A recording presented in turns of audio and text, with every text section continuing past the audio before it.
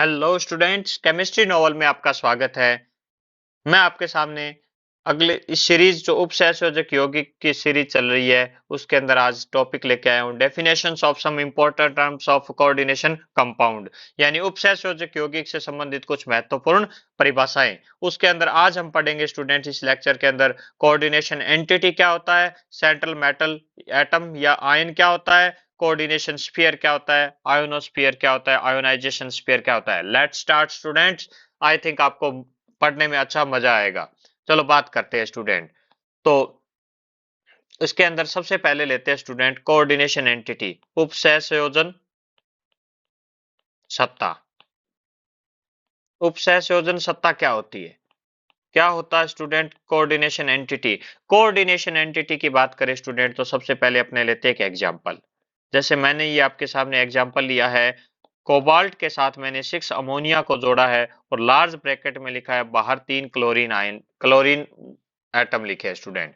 अब हम बात करें इसके अंदर अगर बात करते हैं स्टूडेंट तो इसका सर स्पेशल रिप्रेजेंटेशन दिख रहा है हमें। बिल्कुल स्टूडेंट, यही तो हमें बात करनी है आज कि ये जो स्पेशल रिप्रेजेंटेशन है, हमने क्या पढ़ा था वर्नर थ्योरी में। वर्नर थ्योरी में सर हमने पढ़ा था कि एक मेटल होता है, बिल्कुल उस मेटल के साथ क्या होते हैं, दो प्रकार की वैलेंसी स्टेबलाइज करता है ये मेटल। दो प्रकार की वैलेंसी जुड़ी होती है, एक होती है प्राइमरी वैलेंसी, बिल्कुल सर प्राइमरी वैलेंसी के बारे में हमने बात करी थी। एक होती है सेकेंडरी वैलेंसी, बिल्कुल सर सेकेंडरी वैलेंसी के बारे में भी आपने सिखाया था हमें कि वर्नर थ्योरी ने में बताया जाता है कि प्राइमरी वैलेंसी या सेकेंडरी वैलेंसी क्या होती है। तो स्टूडेंट अभी जो हमारा फोकस रहेगा वो सेकेंडरी वैलेंसी पर रहेगा। सेकेंडरी वैलेंसी क्या होती है स्टूडेंट, एक तो नॉन आयोनाइजेबल होती है, बिल्कुल सर आपने बता रखा है ये नॉन आयोनाइजेबल होती है। तो इस नॉन आयोनाइजेबल वैलेंसी, सर एक और भी तो बता रखा है आपने, क्या बता रखा है स्टूडेंट कि ये कोऑर्डिनेशन बॉन्ड बनाती है। यही तो बात है स्टूडेंट, यही तो हमें पढ़ना है कि जो कोऑर्डिनेशन बॉन्ड बनाने वाला मॉलिक्यूल है, एटम है या कोई आयन है, और वो किसके साथ जुड़ेगा, इस मेटल के साथ जुड़ेगा। सर ये मेटल मेटल आयन भी हो सकती है और एटम भी हो सकती है। तो इस मेटल की जो सेकेंडरी वैलेंसी कंप्लीट करने वाला पार्ट और जो मेटल है, दोनों जो मिलकर के भाग बना रहे हैं student, that's known is coordination entity. Sir यानी a coordination entity is the species enclosed in a large bracket, बिल्कुल लार्ज ब्रैकेट बोले तो बड़े कोष्टक के अंदर। It contains metal, metal could be atom और ion and a fix number of, ये भी ध्यान रखना student, a fix number of क्या होता है, न्यूट्रल मॉलिक्यूल भी हो सकते हैं, आयन भी हो सकते हैं, विच बॉन्डेड विद मेटल एटम और ion by coordination bond. Sir समझ में आ गया कि उपसहसंयोजक यौगिक में किसी धातु परमाणु या आयन के साथ निश्चित संख्या में उदासीन अणु या आयन उपसहसंयोजक बंध द्वारा जुड़े हुए हैं, तो इस वाले वाले भाग को जो बड़े ब्रैकेट में लिखा जाता है क्या कहते हैं स्टूडेंट, कोऑर्डिनेशन एंटिटी कहते हैं। सर ये ठीक है, यहां तक तो हमारे समझ में आ गई। तो अगर कोई भी स्टूडेंट दूसरा अपने एग्जांपल ले, जैसे मैंने लिखा इसके अंदर Na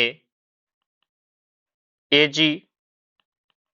Ag के साथ जुड़ा हुआ स्टूडेंट दो साइनाइड आयन, ये कोई भाग लिखा।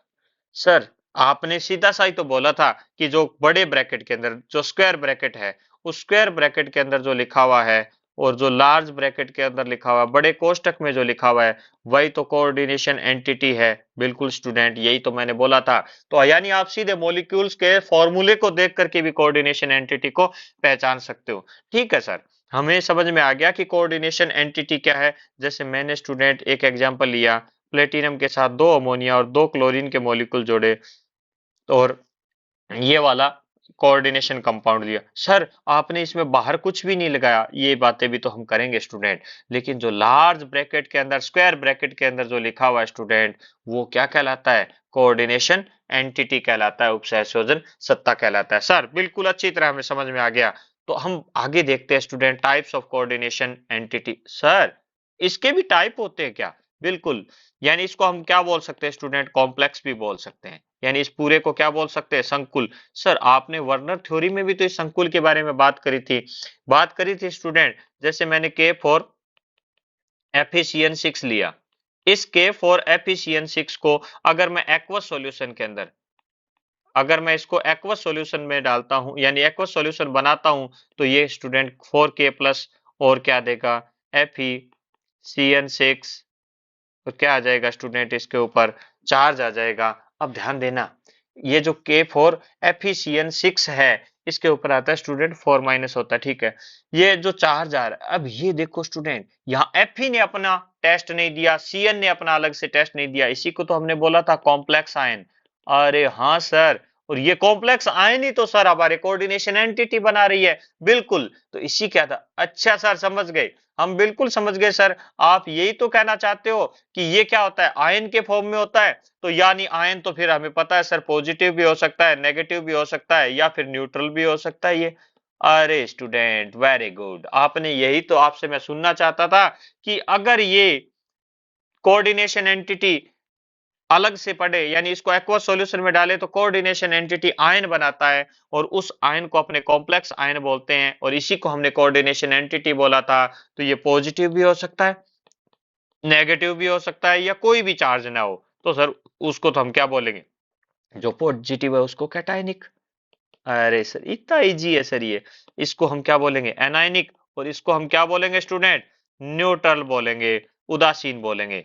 अच्छा सर इसका मतलब आप ये बोलोगे कि कोऑर्डिनेशन एंटिटी है वो तीन प्रकार की होती है बिल्कुल स्टूडेंट सही पहचानना है आपने कि तीन प्रकार की होती है। इसको कोऑर्डिनेशन एंटिटी एंटिटी को अपने कॉम्प्लेक्स भी बोले तो सबसे पहला है स्टूडेंट कैटायनिक क्या है स्टूडेंट कैटायनिक कॉम्प्लेक्स।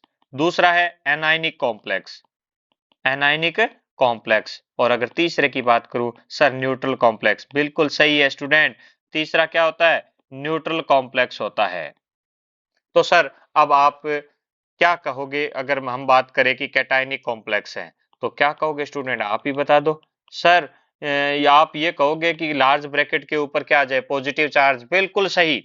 अगर कोऑर्डिनेशन एंटिटी में यानी कॉम्प्लेक्स के ऊपर क्या आ रहा है स्टूडेंट पॉजिटिव चार्ज आ रहा है जैसे हमने एक एग्जांपल लिया था ये वाला इसके अंदर कोबाल्ट मेटल है उसके साथ 6 अमोनिया कोऑर्डिनेशन बॉन्ड द्वारा जुड़े हुए हैं तो उसके ऊपर चार्ज क्या आ रहा है स्टूडेंट 3 प्लस आ रहा है तो ये कैटायनिक कॉम्प्लेक्स हो गया। अरे सर एक और भी बता दो ना एनआई के साथ अगर आप 6 अमोनिया को जोड़ोगे स्टूडेंट तो इस पर क्या आएगा 2 प्लस चार्ज आएगा।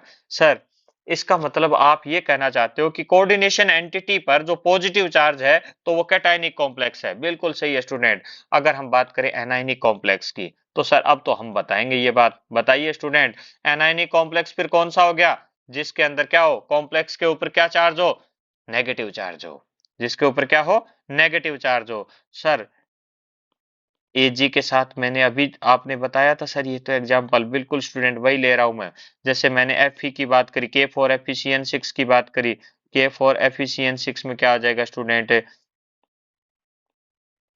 यहाँ ध्यान दीजिएगा K4FeCN6 में तो स्टूडेंट क्या आएगा 4 माइनस आएगा 4 माइनस के अलावा 3 माइनस भी हो सकता है उसकी बातें हम बाद में करेंगे। सर एक और एग्जांपल बता दो ना ये लो स्टूडेंट अगर आप पीटी के साथ क्या करते हो 6 जोड़ देते हो तो 2 माइनस आता है स्टूडेंट। सर हमें कैसे पता चलेगा इस पर कितना चार्ज है और आपको कैसे पता चलता है स्टूडेंट टेंशन लेने की जरूरत नहीं है मैं आपको सारा सिखाऊंगा कि आप खुद बनाना सीख जाओगे यानी कैसे क्या आपने जो फॉर्मूला बनाया है वो सही है या नहीं है। लेकिन अभी हम बात करेंगे इसकी बेसिक बातों टर्मिनोलॉजी की यानी डेफिनेशंस की। तो सर एक न्यूट्रल का भी एग्जांपल बता दो।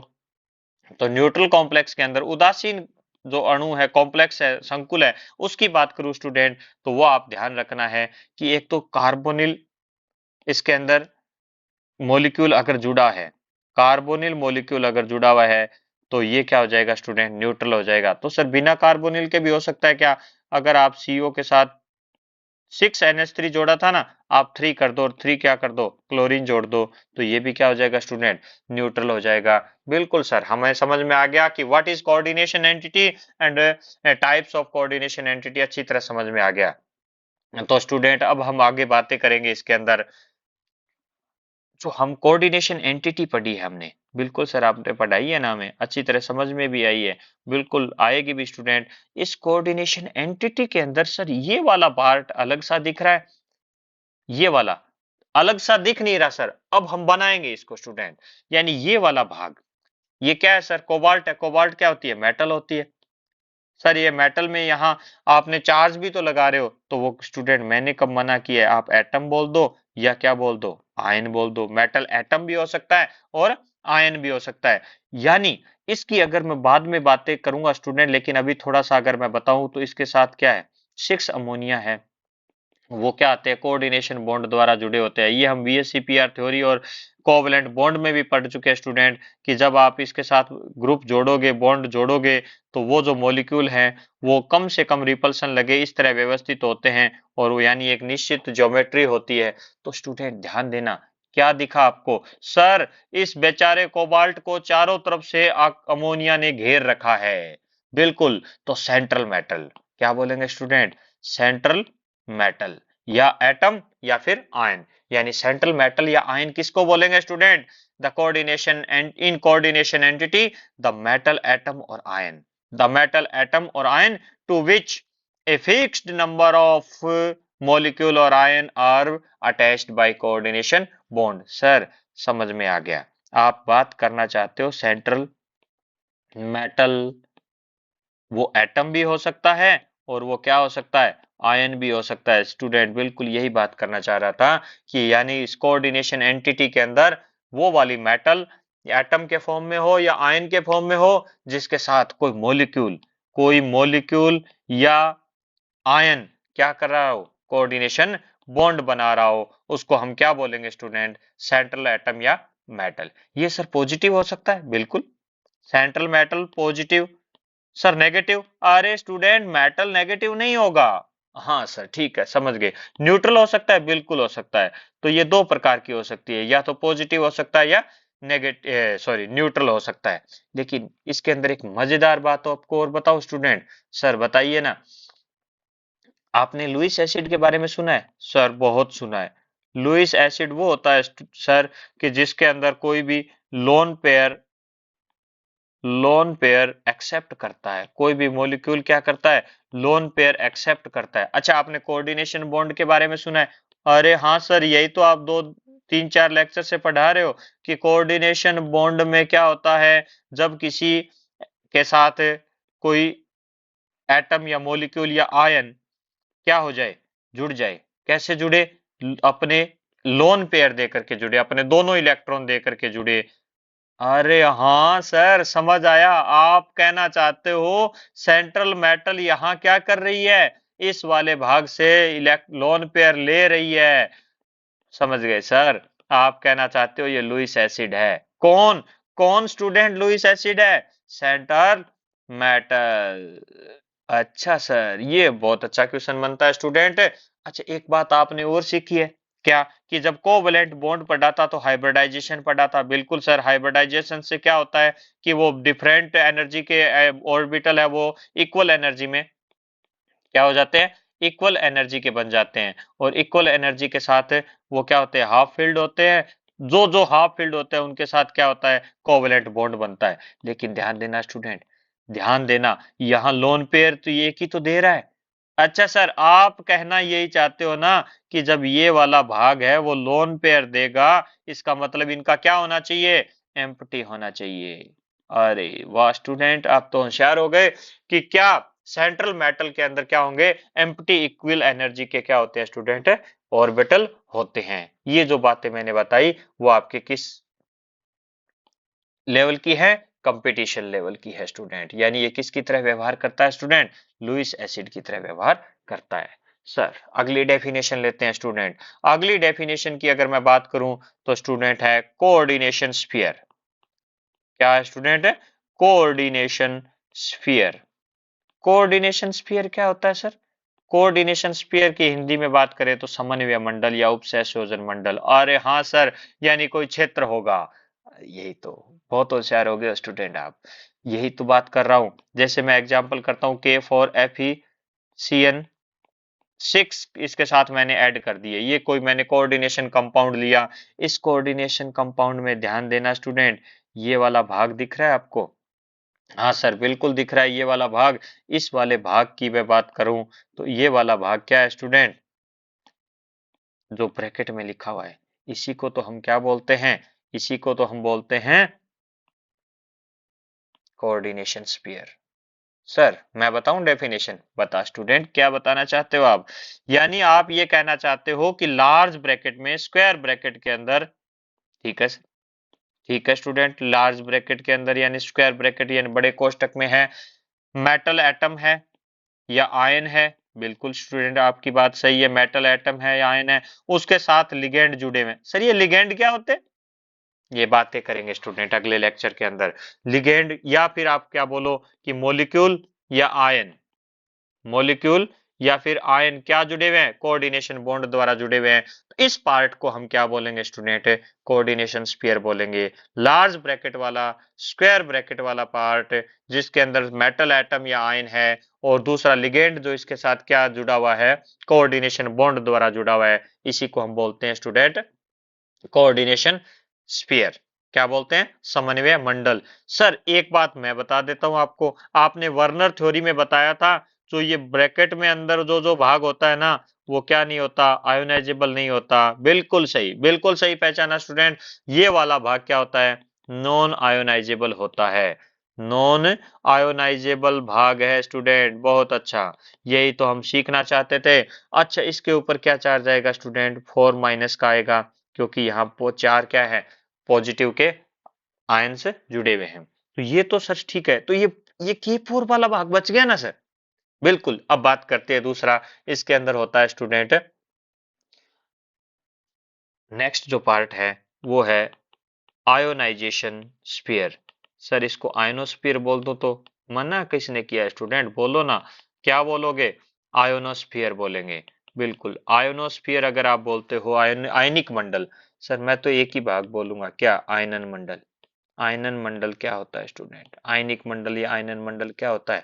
इस लार्ज ब्रैकेट के बाहर जो भी बचा हुआ भाग है। अरे हाँ सर, ये तो इजी सा हो गया ना, कि Cu है, Cu के साथ जैसे मैंने टू ईएन जोड़, ईएन के 3 मॉलिक्यूल ले लिए सर, ईएन, एथिलीन, डाइएमीन या एथेन 1 2 डाइएमीन। सर इसकी बात भी आप करोगे बाद में, हमें पता है। बिल्कुल स्टूडेंट।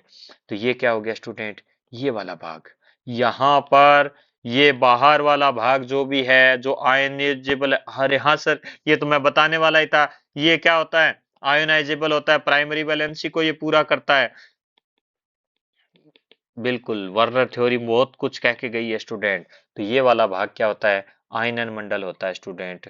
जैसे मैं एक एग्जांपल और लेता हूँ, कि मैंने ले लिया Na3, इसके साथ जोड़ दिया Fe के ऑक्सलेट आयन 3 जोड़ दिए। तो यहाँ अब आप पहचान गए होंगे, ये वाला भाग कोऑर्डिनेशन स्फीयर है, ये वाला भाग आयोनाइजेशन स्फीयर है, और ये पूरा क्या है स्टूडेंट? सर कोऑर्डिनेशन कंपाउंड है ये। बिल्कुल, आज हमने जो टर्मिनोलॉजी देखी है स्टूडेंट, कोऑर्डिनेशन स्फीयर क्या होता है, आयोनाइजेशन स्फीयर क्या होता है, सेंट्रल मेटल क्या होता है, और इसके अलावा कोऑर्डिनेशन एंटिटी क्या होती है, कैटायनिक, एनायनिक और न्यूट्रल कोऑर्डिनेशन एंटिटी किस प्रकार होती है। सर हमें अब ये चीज समझ में आ गई, लेकिन ये समझ में नहीं आ रहा कि आप कैसे तो पॉजिटिव ला रहे हो कोऑर्डिनेशन एंटिटी पर, कैसे नेगेटिव ला रहे हो, कब न्यूट्रल बोल रहे हो, और इनका निकालते कैसे हैं इस चार्ज की वैल्यू को, और यहाँ मेटल में किसके साथ कितने लिगेंड? आपने बोला ना फिक्स्ड नंबर ऑफ लिगेंड्स। ये लिगेंड क्या होता है? तो स्टूडेंट अगला जो हम टॉपिक लेंगे, लिगेंड्स के बारे में पूरा क्या करेंगे? कंप्लीट स्टडी करेंगे, जो आपके आईआईटी लेवल तक की होगी स्टूडेंट। अगर आपको ये लेक्चर पसंद आ रहे हैं, अगर आप इसमें कोई भी प्रॉब्लम आ रही है, तो आप कमेंट बॉक्स में लिख सकते हो। अगर आपको पसंद आ रहे हैं तो चैनल को स्टूडेंट सब्सक्राइब कीजिए, शेयर कीजिए और लाइक कीजिए। अगर मैं बात करूं तो मैंने इसके लिए आपके नोट्स भी बना दिए हैं स्टूडेंट, कि कोऑर्डिनेशन एंटिटी क्या होती है। A coordination entity is the species enclosed in a square bracket, it contains a metal atom और ion and a fixed number of neutral molecule और ion which bonded with metal atom और ion by coordination bond. हाँ sir, समझ में आ गया था कि धातु परमाणु के साथ कोई निश्चित संख्या में अणु या आयन क्या होंगे? उपसहसंयोजक बंध द्वारा जुड़े होंगे। सर आपने 3 प्रकार की बताई थी। एक था स्टूडेंट कैटायनिक कॉम्प्लेक्स, एक तो था धनायनिक संकुल जो था, जिसमें सर उस कोऑर्डिनेशन एंटिटी पर क्या आ रहा था? पॉजिटिव चार्ज आ रहा था। एक एनायनिक था स्टूडेंट, जिसमें क्या आ रहा है? कोऑर्डिनेशन एंटिटी पर क्या आ रहा है, नेगेटिव चार्ज आ रहा है, स्क्वायर ब्रैकेट के ऊपर नेगेटिव चार्ज आ रहा है। एक क्या था, न्यूट्रल कॉम्प्लेक्स था जिसके अंदर कोई चार्ज नहीं आ रहा था। कुछ एग्जांपल भी हमने स्टूडेंट देखे थे। सर आपने सेंट्रल एटम और मेटल की, सेंट्रल मेटल एटम भी बोल सकते हैं स्टूडेंट इसको, सेंट्रल मेटल एटम भी बोल सकते हैं या मेटल आयन भी बोल सकते हैं। इसके बारे में भी बात करी थी कि क्या होता है the coordination entity, the metal atom और ion to which a fix number of molecule और ion are attached by coordination bond. Sir हमें अच्छी तरह समझ में आ गया। दूसरा बात करें अंदर, जैसे इसके अंदर ये कोबाल्ट क्या है, सेंट्रल मेटल एटम है, आयन है, आयन फॉर्म में। यहाँ मैंने ये बात इंपॉर्टेंट बात करी थी स्टूडेंट की लुईस एसिड की तरह व्यवहार करता है। इसके अंदर लगभग समान ऊर्जा के क्या होते हैं, वैकेंट ऑर्बिटल होते हैं। कोऑर्डिनेशन स्फीयर की बात करी थी स्टूडेंट, समन्वय मंडल, ये जो मैंने आपको हाईलाइट कर रखा है ये क्या समन्वय मंडल है, जो large small sorry square bracket के अंदर रखा जाता है, जिसमें क्या होते हैं या तो केंद्रीय धातु परमाणु या आयन होंगे या लिगेंड। सर ये लिगेंड बोल रहे हो आप बारी बारी, ये समझ में नहीं आया। नेक्स्ट लेक्चर देखिएगा स्टूडेंट, आपको सारा क्लियर हो जाएगा। बड़े ब्रैकेट में लिखा जाता है, ये नॉन आयनाइजेबल होता है। ये क्या होता है, नॉन आयनाइजेबल। आयनोस्फीयर के अंदर क्या होता है स्टूडेंट, आयनाइजेबल होता है। Outer outside the of coordination sphere क्या कहलाता है, आयनिक आयोनाइजेशन स्फीयर या आयनोस्फीयर, आयनन मंडल। तो आई थिंक आपको अच्छी तरह समझ में आ गया होगा स्टूडेंट। मिलते हैं अगले लेक्चर में लिगेंड के साथ। Thank you.